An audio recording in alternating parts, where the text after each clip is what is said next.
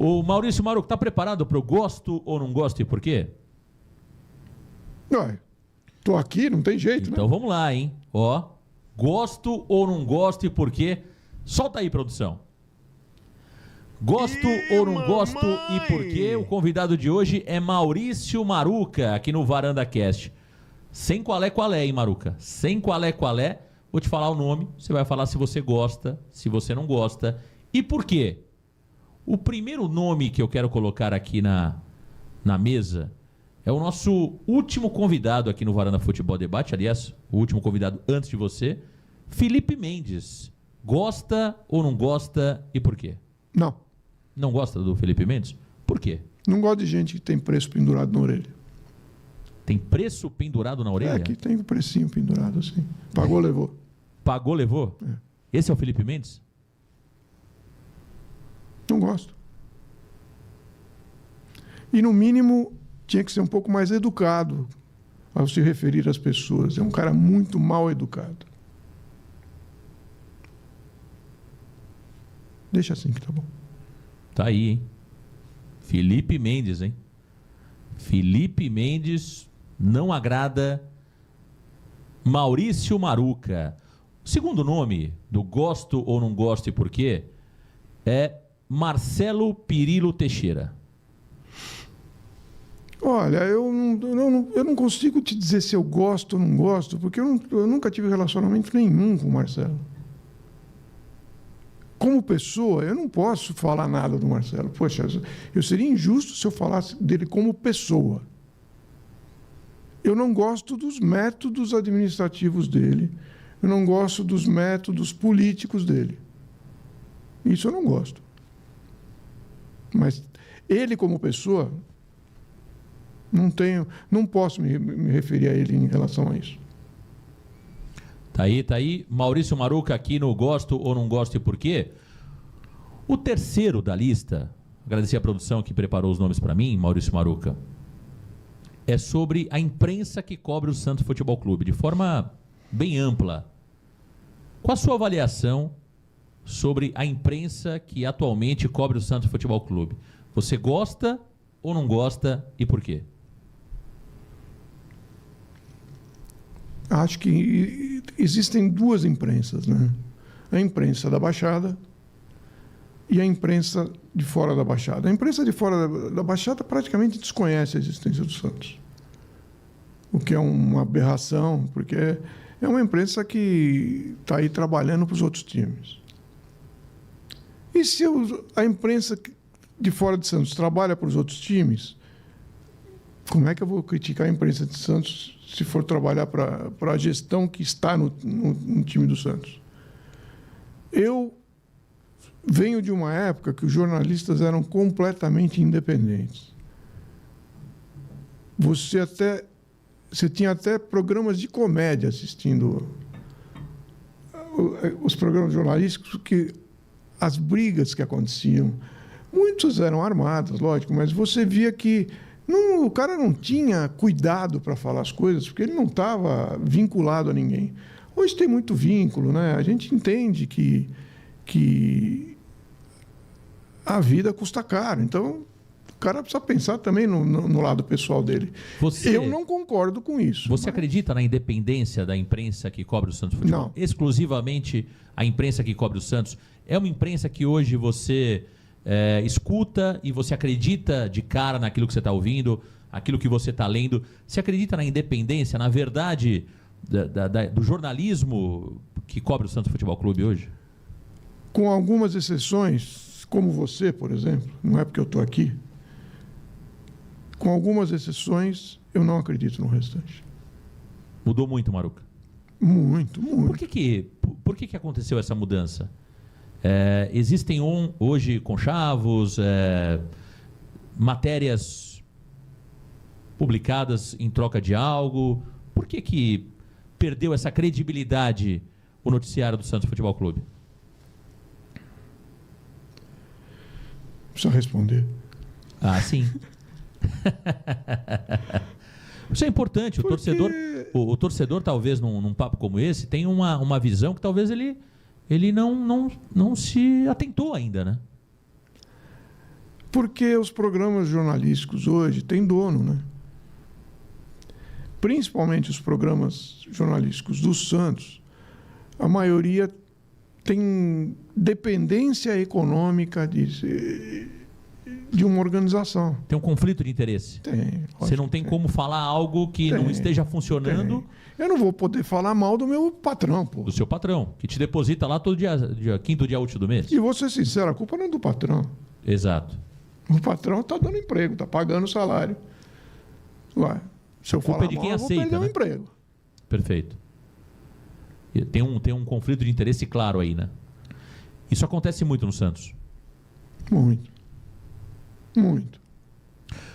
Um outro nome que eu quero trazer aqui no Gosto ou Não Gosto e Por quê é do Aldo Neto. Aldo Neto. Eu não conheço pessoalmente o Aldo Neto. Uma única vez em que o Aldo Neto se referiu a mim foi de uma maneira muito pejorativa, muito baixa. Foi na campanha. E eu até entendo por quê. Porque ele, sabe, porque é a história da imprensa de Santos. Você sempre está trabalhando em função de ajudar alguém. E eu era candidato e estava atrapalhando a vida de alguém.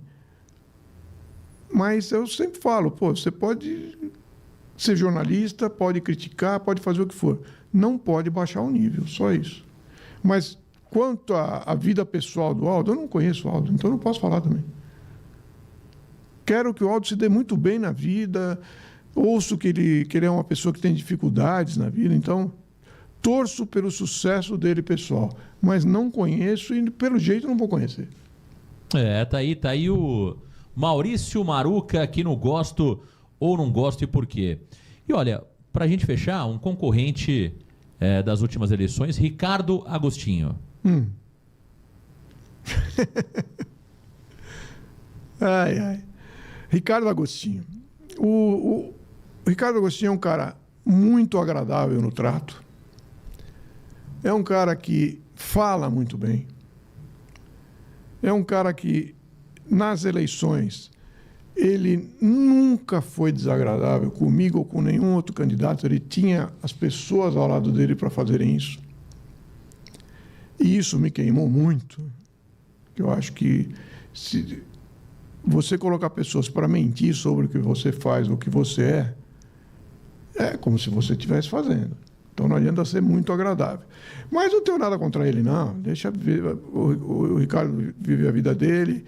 Acho que uma eleição, ela provoca sentimentos que depois a gente acaba até se arrependendo. E eu acabei declarando, num dos debates, eu acabei expondo alguma coisa da vida pessoal do Agostinho e pedi a ele no momento: Agostinho, eu retiro o que você falou, que senão eu vou falar o que eu sei. E não retirou, e eu falei, faria de novo, não me arrependo. Mas passou, e eu acho que é outro cara que eu torço para viver a vida dele bem, para o grupo de farmácias dele, o empreendimento concorrente da Droga Raia, está tudo certo. Tá aí o Maurício Maruca falando sobre Ricardo Agostinho. Ainda nesse campo de concorrentes, né, das últimas eleições, você estava com uma relação mais próxima. Eu vi pelo menos você 2 vezes no programa do meu amigo Guga e do Mimi, Esporte Fantástico, sexta-feira, você ao lado do Rodrigo Marino. Você pensa numa parceria, numa união com o Rodrigo Marino nas próximas eleições? Como está essa relação? Teve até uma foto que foi publicada, se não me falha a memória, o ano passado, de vocês numa pizzaria em Santos, algo parecido, num restaurante em Santos. Existe já conversas para que aconteça essa união entre Marino, você e... Tem mais alguém aí nesse grupo, Maruca? Você já deduziu que tem um grupo? Não. É o que falaram, né? Eu não sei. Não. Estou te perguntando, porque é claro que muitas vezes, né, pro leigo, as eleições só começam ano que vem. Na verdade, não, né? As conversas... O que eu acho uma besteira, porque você deixa para fazer as coisas em cima da hora. Perfeito. Não faz nada direito. Isso, e as conversas acontecem. Quem sofre é o clube. A oposição política, ela precisa existir. E a oposição não é necessariamente torcer contra o clube, ou torcer esportivamente contra o Santos, mas a oposição, a fiscalização e as conversas políticas, elas acontecem, claramente. Existe já algo nesse sentido com o Rodrigo Marino? O que existe com o Rodrigo Marino? O Rodrigo hoje se tornou um grande amigo meu.